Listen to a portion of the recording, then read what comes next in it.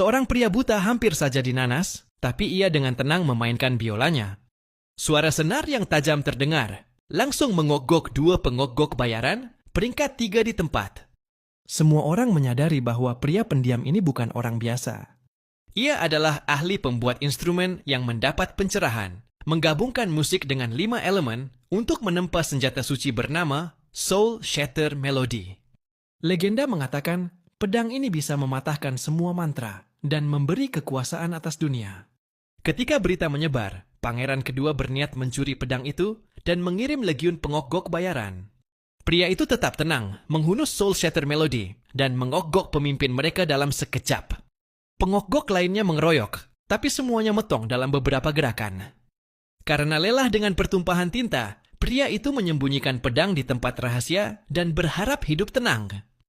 Suatu hari, seorang wanita mengasihaninya, memberinya sebuah roti, dan membawanya pulang. Ketika pria itu lagi asik memainkan biola, ia mendengar suara orang marah-marah. Ternyata suami perempuan itu, tanpa peringatan apa-apa, suami itu hampir mau menspes istrinya. Marah mendengar penyelamatnya dipermalukan, pria itu menegur. Penjudi mengejeknya dan melempar batu, tapi pria itu menjentikkan kerikil, membuat penjudi terpental. Dengan jentikan kaki, ia menjepit penjudi itu dengan bangku. Sampai penjudi itu meminta maaf. Ia lalu memainkan nada pada serulingnya, membuat pakaian penjudi berterbangan, memicu tawa lingkungan. Karena telah dipermalukan, penjudi melarikan diri sambil mengancam. Penyelamatnya pun berterima kasih pada pria itu dan pergi. Mendengar perkataan penyelamatnya, pria itu pun mulai merasa tenang dan tentram.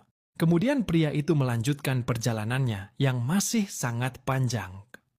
Karena ingin balas dendam, penjudi itu secara tidak sengaja bertemu dua penjaga yang mencari pedang suci. Setelah melihat gambar pedang dicetak biru, mereka berniat membawa cetakan itu ke Kasim Istana. Penjaga langsung melapor pada Kasim Istana, yang gembira karena pedang suci telah muncul kembali. Kasim memutuskan akan ikut untuk mengambilnya sendiri. Ia merencanakan jebakan kocak. Tanpa menyadari bahaya, pria itu pergi mengucapkan selamat tinggal kepada wanita dan anaknya.